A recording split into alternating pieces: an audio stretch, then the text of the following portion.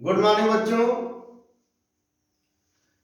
जैसा कि पिछले वीडियो में हमने आपको टीजीटी पीजीटी में एक इंट्रोडक्शन लेक्चर दिया था कि कितने क्वेश्चन आते हैं, किस तरीके से क्या पैटर्न होगा, कहां से किस टाइप के क्वेश्चन अटेम्प्ट किए जाएंगे, हम लोग कैसे टीजीटी परीक्षा या पीजीटी या इंटीग्रेट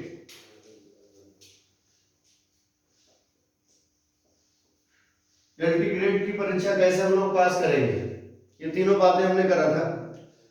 अब आज से हम लोग अकाउंटेंसी में टीजीटी पीजीटी एलटी ग्रेड से जुड़े पूरे सिलेबस को कवर करते हुए 10 ईयर के पेपर्स को कवर करते हुए बातचीत शुरू कर देंगे। ये बात आपको ध्यान रखना है। सबसे पहले हम लोग अकाउंटिंग के सिलेबस पर आते हैं।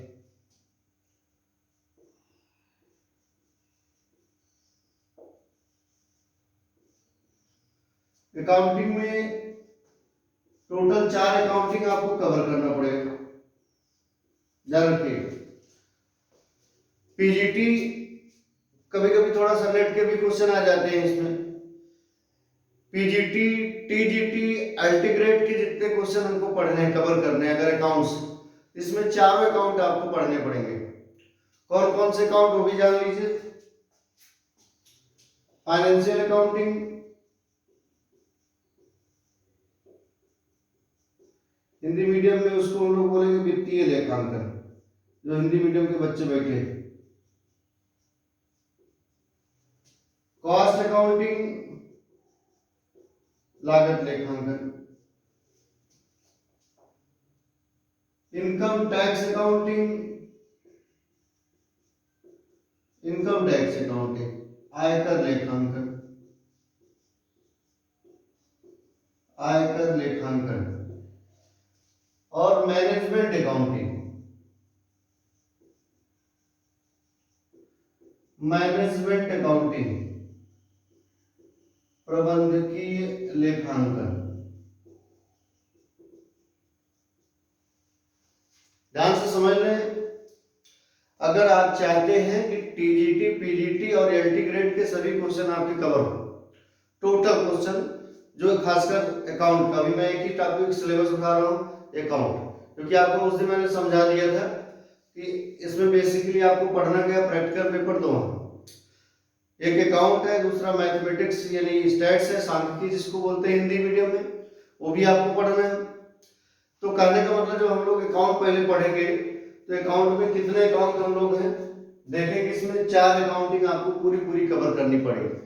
पहली मैनेजमेंट फाइनेंशियल अकाउंटिंग, दूसरी कॉस्ट अकाउंटिंग, तीसरी इनकम टैक्स अकाउंटिंग और चौथी मैनेजमेंट अकाउंटिंग। ये चारों अकाउंट आपको पढ़ना पड़ेगा, बहुत डेप्थ में पढ़ना पड़ेगा। डेप्थ का मतलब ये है कि हम लोग बेसिक जानते रहे। होता क्या है कि 11-12 से हम लोग लगातार पढ़ रहे हैं, अकाउंट लगातार हम लोग 11-12 से पढ़े हैं, लेकिन अकाउंट को हम लोग रटे हैं, हमने अकाउंट को कभी समझा नहीं। बात ये आती है क्योंकि अब सवाल उठता कि जैसे बच्चा पैदा होते ही जब कुछ दिन जानने समझने लायक होता है तो ही वो अकाउंट के ट्रांजैक्शन शुरू कर देता है, लेकिन उसको समझ नहीं आता क्या हम अकाउंट के ट्रांजैक्शन कर रहे हैं कि नहीं कर रहे हैं। एक छोटा सा बच्चा दुकान से बिस्किट लेने गया, दुकान से बिस्किट खरीदने गया, दुकानदार ने बोला 5 रुपए दो बेटा, बच्चे ने 5 रुपए उठा के दे दिए। अब बच्चे को ये नहीं पता कि प्रोसेस ऑफ अकाउंटिंग शुरू हो गया। अकाउंटिंग का डेफिनेशन किताब में क्या लिखा है, accounting is the process of recording financial transaction. Process शब्द बहुत छोटा शब्द नहीं होता है, अब इसको लोग बच्चे रट लेते हैं, process process process. Accounting is the process of recording financial transaction, accounting is the process of recording financial transaction. नहीं, उसको रटिए मत। प्रोसेस शब्द का क्या मतलब, प्रोसेस का मतलब जब कोई भी काम कई स्टेप में, कई एक्टिविटीज में कंप्लीट होता है तो उसको प्रोसेस बोलते हैं। जैसे आप खाना बना रहे हैं, रोटी आप बना रहे हैं, तो आटा गूंथ लिया आपने, फिर उसको बेलना शुरू किया, फिर उसको आपने सेकना शुरू किया, तब जाकर रोटी बन के तैयार हुई। तो रोटी एक प्रोसेस में नहीं कंप्लीट हुई, एक स्टेप में नहीं कंप्लीट। उसी तरीके से अकाउंटिंग एक प्रोसेस में नहीं कंप्लीट होता है। Accounting is the process of recording financial transaction in systematic manner and analysing the result in terms of money. Analysis का मतलब क्या होता है? विश्लेषण करना। The result in terms of money, account में आपको सब्जेक्ट जान लीजिए, ये जितने भी अकाउंट आपको लिखा गया, financial accounting, cost accounting, income tax accounting, management accounting, ये सब के सब अकाउंट अपने आप डेड हो जाएंगे, मर जाएंगे, खत्म हो जाएंगे अगर यहाँ इन टर्म्स ऑफ मनी की बात न की जाए। जहां मनी है वहां अकाउंटिंग है, जहां मनी के कोई ट्रांजैक्शन नहीं रिकॉर्ड होते वहां अकाउंटिंग खत्म हो जाता है, डेड हो जाता है, अपने आप ऑफलाइन हो जाएगा, उसका कोई मतलब नहीं होता है। इसीलिए अकाउंटिंग की डेफिनेशन में बात लिखी गई है इन टर्म्स ऑफ मनी। जो भी आप लेजर बना रहे हैं, जर्नल एंट्री बना रहे हैं, ट्रायल बैलेंस बना रहे हैं, सब उन्हीं ट्रांजैक्शन के बन पाएंगे जो इन टर्म्स ऑफ मनी। अगर मनी ट्रांजैक्शन नहीं है तो नॉन मॉनेटरी ट्रांजैक्शन के लिए अकाउंटिंग का कोई स्थान नहीं होता है, ये बात आपको जान लीजिए। फिलहाल बेसिकली मैं आपको समझाऊंगा, बहुत बेसिक रूप से समझाऊंगा। पहले हम लोग जान लें कि पीजीटी, टीजीटी और एलटी ग्रेड का जो एग्जाम आपके सामने आ रहा है, इसमें जब हम लोग अकाउंटिंग पूरे क्वेश्चन कवर करना है, लगभग 10-15 क्वेश्चन कवर होंगे यहाँ से हमारे, तो 15 question A to Z question जो है, ये फाइनेंशियल अकाउंट का पार्ट थोड़ा ज्यादा रहता है, कॉस्ट अकाउंटिंग के पार्ट थोड़े कम है, इनकम टैक्स अकाउंटिंग के पार्ट कम है, मैनेजमेंट अकाउंटिंग के पार्ट कम, लेकिन सबसे ज्यादा फाइनेंशियल अकाउंटिंग के पार्ट आपको पढ़ने पड़ेंगे। और अब मैं थोड़ा सा आपको फाइनेंशियल अकाउंटिंग का सिलेबस बता देता हूं जो इसमें रिकवर होता है, जिसको हम लोगों को पढ़ना है, जानना है, समझना है।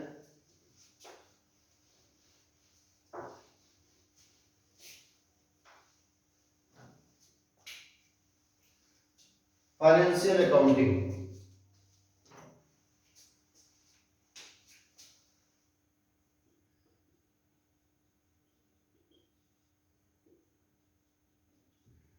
फाइनेंशियल अकाउंटिंग में हम लोगों को क्या क्या पढ़ना है, क्या क्या जानना है, क्या क्या समझना है, ये चीज आप जान लीजिए।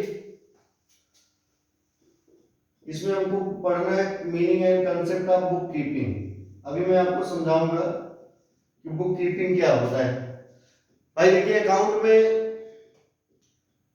डेली ट्रांजैक्शन होते हैं। अकाउंट का मतलब है आपको हिसाब किताब करना पड़ेगा। अगर आपका जीवन बेहिसाब चल रहा हो तो अकाउंटिंग आप मेंटेन नहीं कर सकते। दुनिया के बहुत ऐसे लोग हैं, दिन भर के बहुत ट्रांजैक्शन करते हैं बड़े बड़े अपने बिजनेस में, अगर उसको कहीं रिकॉर्ड ना करें तो अकाउंटिंग डेड हो जाएगा, मर जाएगा। बुक कीपिंग मतलब किताब रखना, पुस्त पालन, हिंदी में बोलते हैं पुस्त पालन। Book keeping meaning and concept,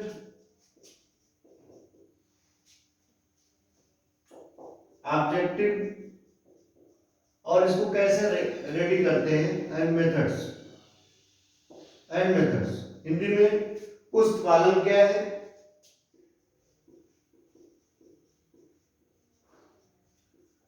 पुस्त पालन अर्थ एवं अवधारणा,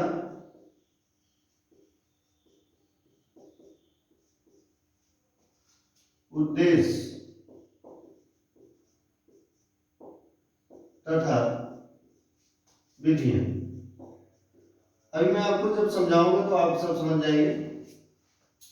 पहले हम लोग सिलेबस नोट कर ले फटाफट, जो बच्चे क्लास में बैठे हैं। बेसिकली मैं तो इंग्लिश मीडियम का ही स्टूडेंट रहा हूँ अपने लाइफ में, मगर हिंदी इंग्लिश दोनों लैंग्वेज जरूरी है, क्योंकि जो बच्चे टीजीटी, पीजीटी या नेट जेआरएफ देते हैं और हिंदी मीडियम से देते हैं, वो इंग्लिश मीडियम से नहीं दे पाते। तो अच्छी किताबें तो इंग्लिश में ही है, इसलिए टोटल मैटर में आपको हिंदी इंग्लिश, जैसे मैं इंग्लिश पढ़ाऊंगा ऐसे ट्रांसलेट कर दूंगा हिंदी में। तो कहने का मतलब दोनों बातें हम लोगों को जानना है। पता लगा उनको लैंग्वेज प्रॉब्लम हो गई, क्वेश्चन गलत कर दिए लोग, समझ लें ये बात। लेकिन एग्जाम में दोनों लैंग्वेज रहते हैं, बाई लैंग्वेज होता है, आपको पता होगा एग्जाम, तो उसमें हिंदी और इंग्लिश जरूर देखें दोनों। ऑब्जेक्टिव एग्जाम है, कोई डिस्क्रिप्टिव एग्जाम तो है नहीं कि आप रटे फटाफट, आप ऑप्शन बगल में रहेगा। Meaning and concept objective and methods of book keeping, ये आपको पढ़ना है। दूसरी बात आपको ध्यान रखना है, double entry system.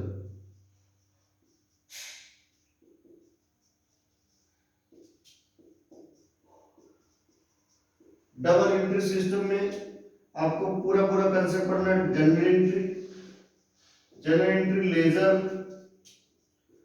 Trial balance, journal entry, ledger, trial balance, final account with adjustment, final account with adjustment, journal entry, ledger, final account with adjustment. ध्यान रखिए, डबल एंट्री सिस्टम यानी दोहरा लेखा प्रणाली, जिसको हम लोग बोलते हैं दोहरा लेखा प्रणाली हिंदी मीडियम। अब यहां पर मैं सिलेबस ट्रांसलेट करता हूं, दोहरा लेखा प्रणाली।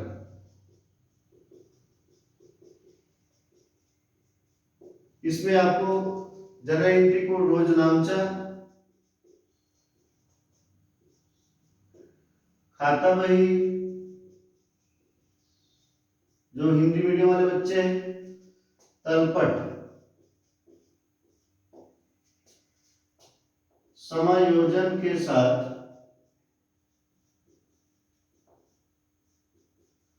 समायोजनाओं के साथ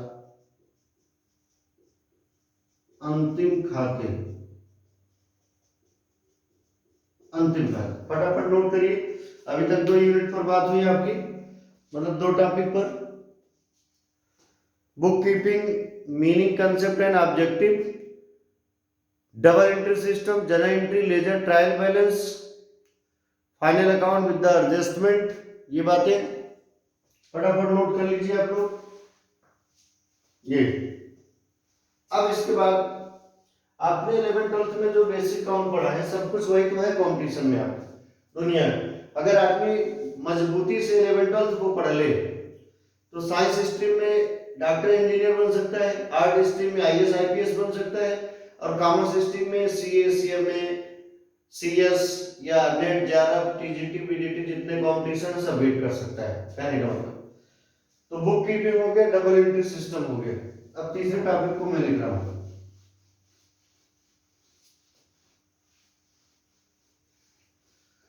अकाउंटिंग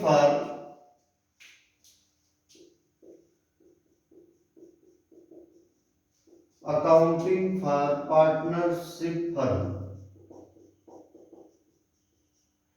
आप पार्टनरशिप फर्म का जब अकाउंटिंग पढ़ेंगे, एडमिशन, रिटायरमेंट, आप पढ़े होंगे कि कैसे एक पार्टनर इंटर करता है 11th-12th में, उसका क्या प्रोसीजर है, वैल्यूएशन ऑफ गुडविल कैसे होता है, अकाउंटिंग ट्रीटमेंट कैसे मेंटेन हम लोग करते हैं, ये सब हमको पढ़ना है, मैं बताऊंगा।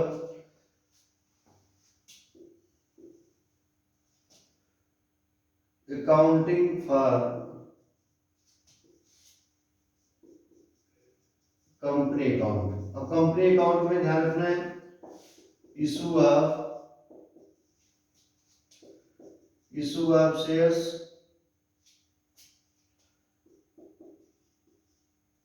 Issue of shares and for features शब्द भी आता है, फॉर फीचर्स आपने पढ़ा होगा, फॉर फीचर्स ऑफ शेयर, अंशों का हरण। ये तो accounting of the partnership firm, साझेदारी संस्था का अकाउंट, हिंदी मीडियम वाले जो बच्चे बैठे हैं, साझेदारी संस्था का अकाउंटिंग। कंपनी अकाउंट है अंशों का निर्गमन, how to issue the share, आप पढ़ेंगे कंपनी अकाउंट में शेयर कैसे इशू करें, इसका फॉर फीचर कैसे होता है, हरण। ये और 5वीं बात हम लोग इसी में ध्यान रखेंगे, छोटी सी बातें हैं। जब हम लोग कभी बेटे टीजीटी पीजीटी के साथ, आपको ध्यान रखना है, जब हम लोग टीजीटी देंगे तो उसमें स्पेशल 2-3 क्वेश्चन आते हैं रॉयल्टी अकाउंट के, ध्यान रखिए, ये आपके एडवांस अकाउंटिंग के क्वेश्चन है। रॉयल्टी अकाउंट कुछ क्वेश्चन पूछे जाते हैं, हायर परचेज सिस्टम के कुछ क्वेश्चन पूछे जाते हैं टर्म से लेकर के, तो ये भी आपको मुझे बताना पड़ेगा, ये बात आपको ध्यान रखना है। तो आज के जो इंट्रोडक्शन हमने आपको दिया, जिसमें मैंने बताया कि टीजीटी, पीजीटी और एलटी ग्रेड में कौन से क्वेश्चन कब कहाँ पूछे जाते हैं, और उसमें अकाउंटिंग को मैंने उठाया। पहला सब्जेक्ट में प्रैक्टिकल पेपर दोनों उठाऊंगा, पहले अकाउंट और स्टैट्स। अकाउंट में मैंने आपको बताया कि 4 टाइप की अकाउंटिंग आपको पूरी तरीके से पढ़नी है। Financial accounting, cost accounting, income tax accounting, management accounting. तब जाके आपका 20 से 25 क्वेश्चन कवर हो जाएगा इसमें, आप ध्यान रखिए। और कौन सा क्वेश्चन कब आया है इस बात को मैं आपको सबूत के साथ दिखाऊंगा और उसको सॉल्व भी करूंगा। कल से हम आपको फाइनेंशियल अकाउंटिंग की पूरी सिलेबस पर पढ़ाना, लिखाना, नोट्स बनवाना सब तैयार कराऊंगा। जय हिंद, जय भारत।